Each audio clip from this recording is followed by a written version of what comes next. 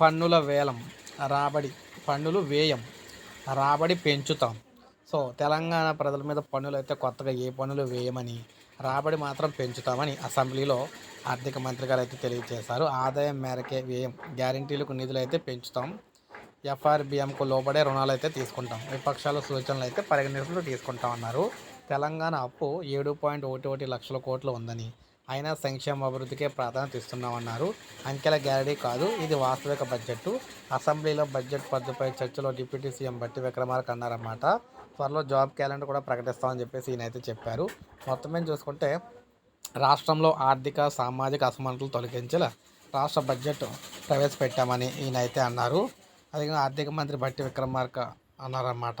ఆదాయ వ్యయాల మేరకు బడ్జెట్ ఉండాలనేది తమ ఆలోచనని స్పష్టం చేశారు.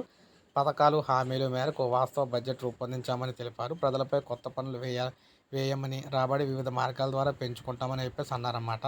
రుణాలు కూడా ఎఫ్ఆర్బిఎం పరిమితికి లోబడే తీసుకుంటామన్నారు. గ్యారంటీ పథకాలకు ఖచ్చితంగా నిధులు పెంచుతామని కూడా ఈయనైతే చెప్పారన్నమాట. సో ఈ విధంగా అసెంబ్లీలో రాష్ట్ర ప్రభుత్వం పథకాలకు సంబంధించి ప్రవేశపెట్టిన బడ్జెట్కి సంబంధించి ఈయనైతే ఇలా ప్రస్తావన తీసుకొచ్చారు. సో ఇది మనకు లేటెస్ట్ అప్డేట్. లైక్ చేయండి, సబ్స్క్రైబ్ చేసుకోకపోతే మన ఛానల్ సబ్స్క్రైబ్ చేసుకోండి.